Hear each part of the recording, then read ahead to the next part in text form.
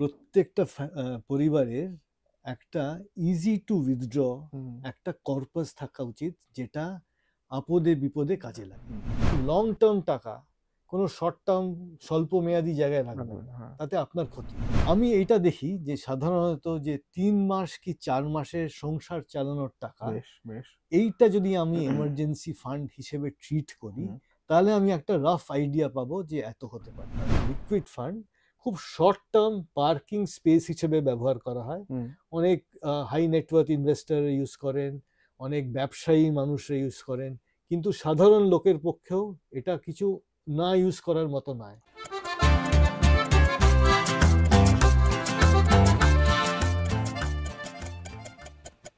Health সংক্রান্ত emergency হোক বা অন্য কোনো কারণ, আমাদের সবার জীবনেই এমন সিচুয়েশন আসে যখন অনেকটা করে টাকা দরকার হয়ে পড়ে। তখন মনে হয় হাতে বেশ কিছু টাকা থাকলে ভালো হয়, বেশ কিছু ক্যাশ থাকলে ভালো হয়। এমন সিচুয়েশন আসে যখন এমন সময় আসে যখন কিন্তু টানা বেশ কিছুদিন ধরে আমাদের এরকম পরপর টাকার খরচ বাড়তে থাকে। সেই সময় কিন্তু দরকার পড়ে ইমার্জেন্সি ফান্ড। এই ইমার্জেন্সি ফান্ড কিভাবে হবে তার নানান রকম ক্যালকুলেশন আমাদের সামনে এসছেন। কিন্তু সেই ক্যালকুলেশনগুলো কতটা সত্যি? কিভাবে এই ফান্ড তৈরি করা যায় এবং কিভাবে এই ফান্ড পরিচালনা করা যায়? এই সবটাই আজকে আমরা জানবো। তার নানা ফ্যাক্টরের কথা জানবো। আমাদের সঙ্গে রয়েছেন ইনভেস্টমেন্ট এক্সপার্ট নীলাঞ্জন দে। নীলাঞ্জন বাবু, সঞ্চয় সময় আপনাকে স্বাগত। নমস্কার। এবং আজকে ইমার্জেন্সি ফান্ড প্রচুর আলোচনা হয় বিষয়টা নিয়ে। হুম, মূলত হেলথ ইমার্জেন্সি হোক বা অন্য হুম, কোনো কারণে লাগে। হুম। ইমার্জেন্সি ফান্ড নিয়ে আলোচনা। তো ১ম এ আমি জিজ্ঞেস করব যে ইমার্জেন্সি ফান্ড বলতে ঠিক কি বোঝানো হয়?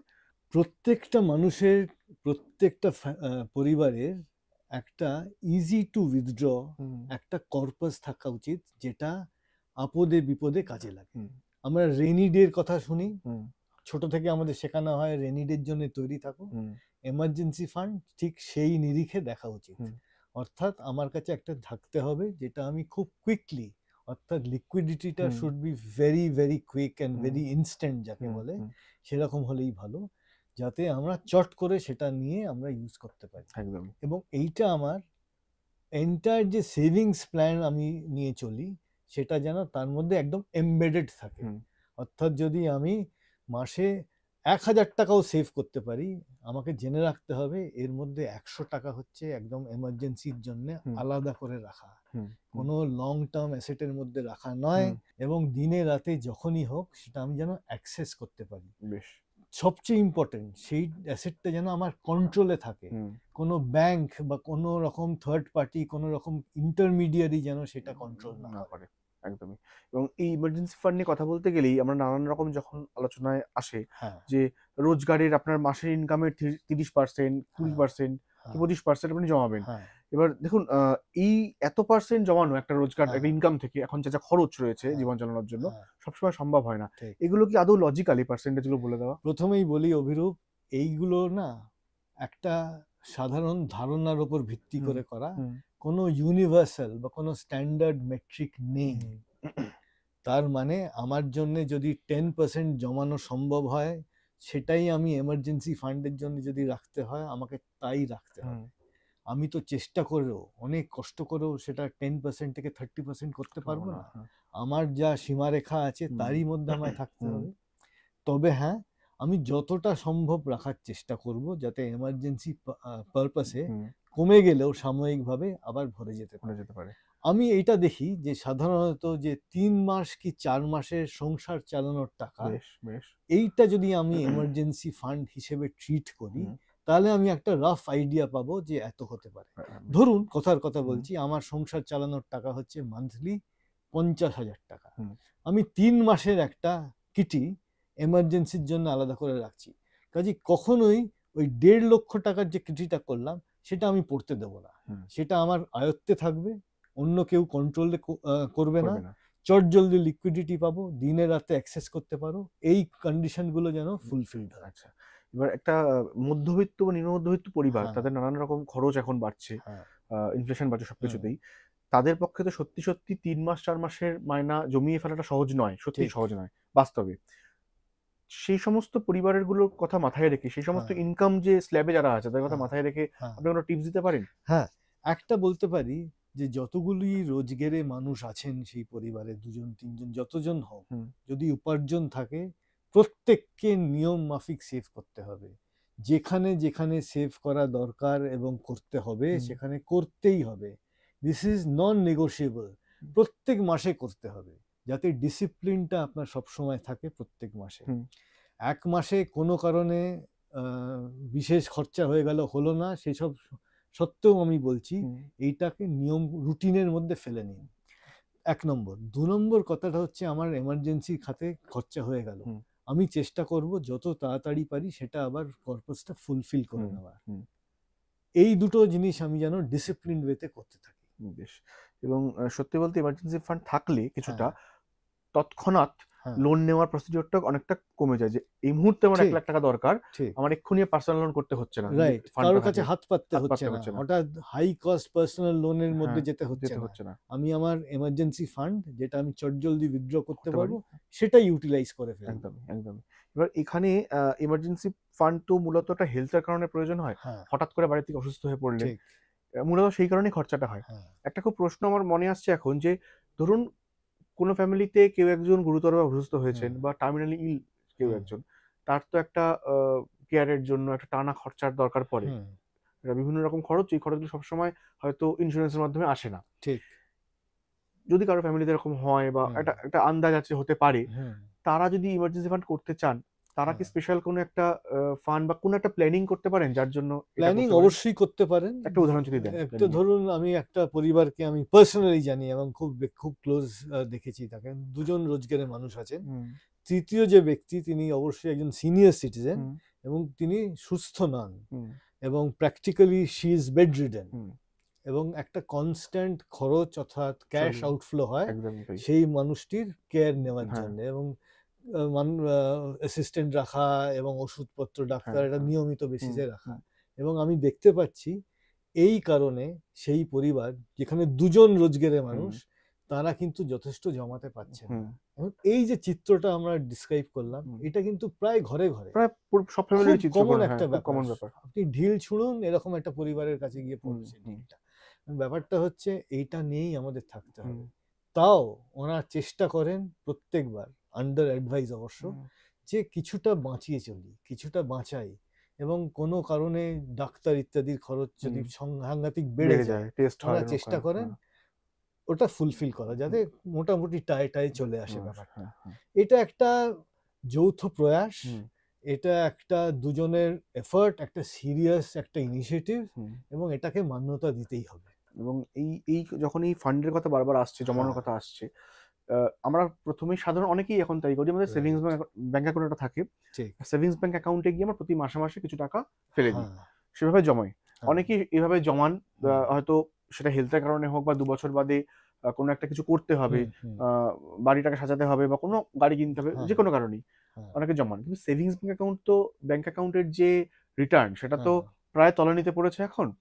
তো এমন কোনো ফান্ড আছে যেটা সেভিংস ব্যাংক অ্যাকাউন্টে না জমিয়ে সেখানে জমালে এমার্জেন্সি ফান্ড পারপাসটা আমার ফুলফিল হবে, কিছু বেশি রিটার্ন আমি পাবো? ঠিক, অবশ্যই আছে। এটা খুব ভালো এবং জরুরি একটা পয়েন্ট তুলেছেন, কারণ এই যে পরিবারের কথা বললাম, অন্য একটা দিকে যান। আমি আর একটা পরিবারকে জানি যেখানে তারা খুব একটা গা করেন না, মোটামুটি ডিসেন্ট রোজগার, সেখানেও দুজনের রোজগারের মানুষ, এবং তাদের অ্যাকাউন্টে আমি দেখি সাধারণভাবে প্রায় হেলায় ফেলায় সবসময় দুটো সেভিংস অ্যাকাউন্ট মিলিয়ে 7-8-9 লাখ টাকা পড়েই আছে। ওদের যদি 3 মাসের এই ফর্মুলা মেনে চলি, তাহলে হয়তো দেখা যাবে 5 লাখ টাকার বেশি রাখার দরকারই হয় না এইরকম ভাবে। কাজেই আমার 5-এর পর যতটুকু ধরুন আরো সেটা 5 লাখ টাকা, সেটা আপনি কেন শুধু শুধু সেভিংসে রাখবেন? যেটা আপনি পয়েন্ট আউট করলেন, সেভিংসের রেট সত্যি কমে গেছে। এখন যদি ওই আইসিআইসিআই, অ্যাক্সিস ইত্যাদি ব্যাংকের কথা দেখেন, তাহলে দেখবেন অত 4%ও নয়, 3%ও নয়। এসবিআইও তাই। এখন শুধু আমি ওই 4-5 লাখ টাকা কেন আমি কম ইয়েতে রাখবো? আমি বলছি এর সলিউশনটা খুব সিম্পল। লিকুইড ফান্ড বলে একটা ক্যাটাগরি আছে, মিউচুয়াল ফান্ডের জগৎ থেকে তুলে নিচ্ছি।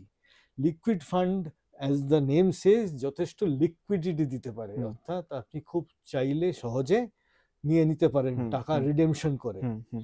এর নিয়ম খুব স্বচ্ছ, খুব সোজা। আপনি যখন ইচ্ছে লিকুইড ফান্ডে রাখতে পারেন, আপনার রিটার্ন বেশি আসবে। কত বেশি আসবে এটা অভিরূপ বলা যায় না, তবে সাধারণত আমরা দেখছি লিকুইড ফান্ড খুব শর্ট টার্ম পার্কিং স্পেস হিসেবে ব্যবহার করা হয়। অনেক হাই নেটওয়ার্থ ইনভেস্টর ইউজ করেন, অনেক ব্যবসায়ী মানুষরা ইউজ করেন, কিন্তু সাধারণ লোকের পক্ষেও এটা কিছু না ইউজ করার মতো নয়। আমরা অতটা জানি না বা অতটা পপুলার নয় ক্যাটাগরিটা, কিন্তু আমি বলবো স্ট্র্যাটেজিক কারণে প্লিজ এই লিকুইড ফান্ড জাতীয় জায়গায় আপনি ইনভেস্টমেন্ট করুন। খুব শর্ট টার্মের জন্য করতে পারেন, কিন্তু সেভিংস অ্যাকাউন্টে অনেকগুলো টাকা ফেলে রাখবেন না। বিয়ন্ড এ সার্টেন পয়েন্ট আপনি এখানে নিয়ে আসুন। মনে করুন আপনার হাতে এখানে বলে রাখি লিকুইড ফান্ডে সাধারণত 3 মাস অবধি টাকা এমনি রাখা যায়, তারপরেও রাখতে পারেন, কিন্তু 3 মাস একটা খুব ইম্পর্টেন্ট একটা টাইম লাইন ওটার জন্য। আপনার কাছে হয়তো 7-8 মাস সময় আছে।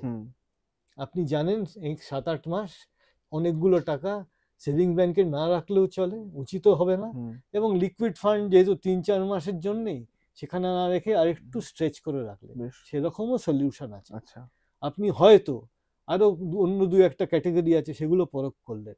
হয়তো আপনি আলট্রা শর্ট টার্ম বলে একটা ক্যাটাগরি আছে, সেটা এটা কি রকম ঠিক নামটায়? এটাও মিউচুয়াল ফান্ড, এখানেও ডেট ইত্যাদিতে ইনভেস্টমেন্ট হয়, খুব শর্ট টার্ম পেপার ইত্যাদি সেখানে থাকে। লিকুইড ফান্ডের চেয়ে সামান্য বেশি সময়ের জন্য আপনি এখানে টাকা রাখতে পারেন। মনে রাখবেন সবকিছু কিন্তু ওপেন এন্ডেড, অর্থাৎ আপনি চাইলেই যে কোনো বিজনেস ডেতে আপনি টাকা নিতে পারেন। ধরুন আপনার কাছে 1 বছরের টাকা আছে, আপনি ফিক্সড ডিপোজিট ইত্যাদি করতে চান না, আপনি মানি মার্কেট ফান্ডে রাখলেন। এগুলো হচ্ছে সব মিউচুয়াল ফান্ডের হচ্ছে নানান রকম ক্যাটাগরি। এগুলোতে কোনো ইকুইটির রিস্ক নেই, রিস্ক আছে, ইকুইটির রিস্ক নেই। আপনি সেই রিস্কের মধ্যে যদি স্বাচ্ছন্দ্য বোধ করেন আপনি রাখুন, সেটা হচ্ছে শর্ট টার্মের জন্য, সমস্ত হচ্ছে শর্ট টার্মের জন্য। Liquid fund, money market fund, ultra short term যেগুলোই বললাম, সেগুলো খুব বুদ্ধি খাটিয়ে যদি আপনি ইনভেস্ট করেন, তাহলে দেখবেন যে রিটার্ন আপনার আসছে, সেটাও মোটামুটি ডিসেন্ট একটা রিটার্ন। লিকুইডিটির ইস্যুটাও অ্যাডজাস্ট হচ্ছে, রাত বিরেতে ইউজ করার মতো হয়তো অত ইনস্ট্যান্ট লিকুইডিটি নয়, কিন্তু 1-2 দিনের মধ্যে আপনার টাকা আবার অ্যাকাউন্টে চলে আসছে, সেটা আপনি ইউজ করুন।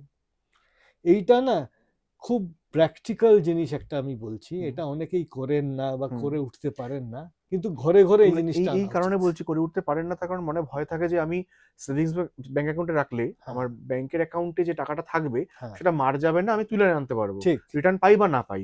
কিন্তু এই ধরনের ফান্ডে যদি আমি 3 মাস 4 মাস বাই চান্স যদি টাকাটা কোনোভাবে আমার ক্ষতি হয়ে যায়, তাহলে আমার পকেটের ক্ষতি হয়ে যাবে, এই একটা ভাবনা মনে কাজ করে। এই একটা ভাবনা। আর একটা হচ্ছে একটা খুব প্র্যাকটিক্যাল দিক বলছি, আপনি ধরুন আমাকে একটা চেক লিখবেন, আপনি তো সেভিংস ব্যাংকের উপরেই চেক লিখবেন, অভিরূপ নীলাঞ্জনকে দিচ্ছে, সেটা না এই মিউচুয়াল ফান্ডের উপর you can't draw a check.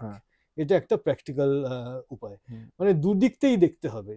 ভালো তো অবশ্যই রয়েছে, কিন্তু এইটা একটা ইমপ্র্যাকটিক্যাল জিনিস বা প্র্যাকটিক্যাল নয় এরকম একটা জিনিস, সেটাও আপনার জানা দরকার। এবার এখানে তাহলে একটা জিনিস বলছি, আপনি যে লিকুইড ফান্ডের কথা বললেন, মানি মার্কেটের কথা বললেন, ধরুন এই যে একটা আইডিয়া করার জন্য কেউ একজন সে টাকা একটা জমিয়ে রাখছে, মোটামুটি তার টার্গেট রয়েছে যে আমি 1 লাখ টাকা 1,20,000 টাকার মতো জমাবো, আমার সাধ্য মতো এই টাকাটা আমার হঠাৎ করে দরকার পড়লে যাতে আমি কিছুদিন ঠেকানা দিতে পারি। দুজনে রোজগার করেন বা সেই ফ্যামিলিতে একজনে রোজগার করেন, 50,000 টাকা পর্যন্ত তিনি জমালেন, তার সেভিংস অ্যাকাউন্টে তিনি রাখলেন। তারপরে আরো যে 70,000 টাকা রয়েছে তার, সেই 70,000 টাকা সেভিংস ব্যাংক অ্যাকাউন্টে রাখার দরকার নেই, তিনি 70,000 টাকেই এই ধরনের ফান্ডে রাখতে পারেন। স্বচ্ছন্দে সেই 70,000টা লিকুইড ফান্ডে রাখতে পারেন।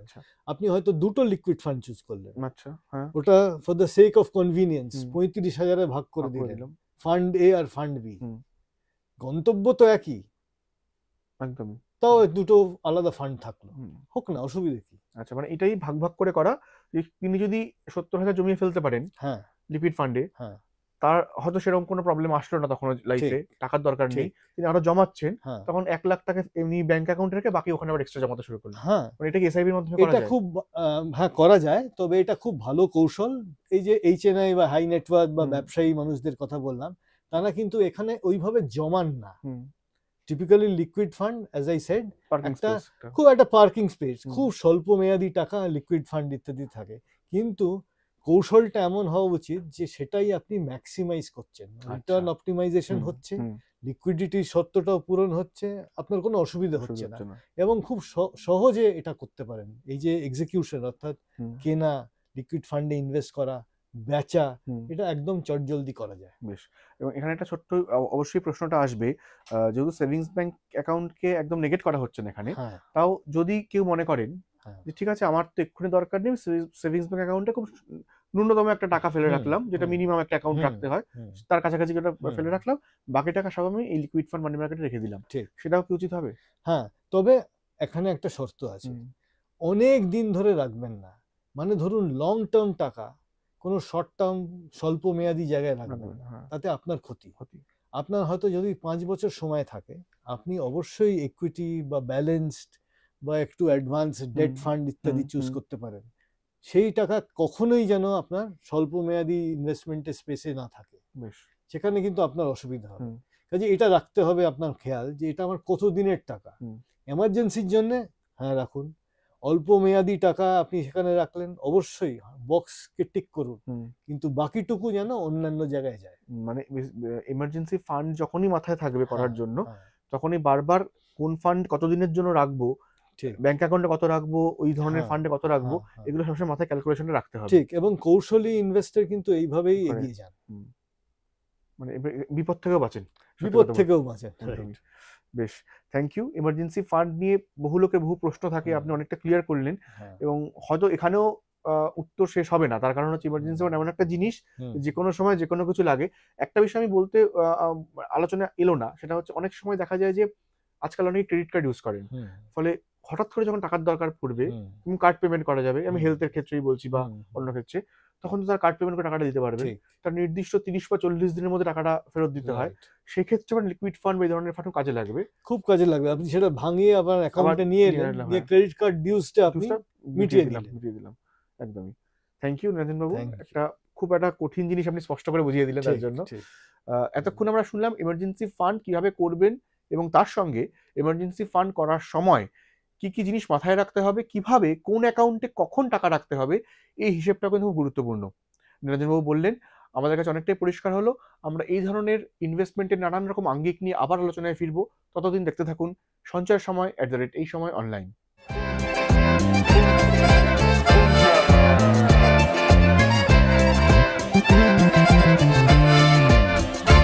ডাউনলোড করুন এই সময় অ্যাপ iOS ও অ্যান্ড্রয়েডের জন্য।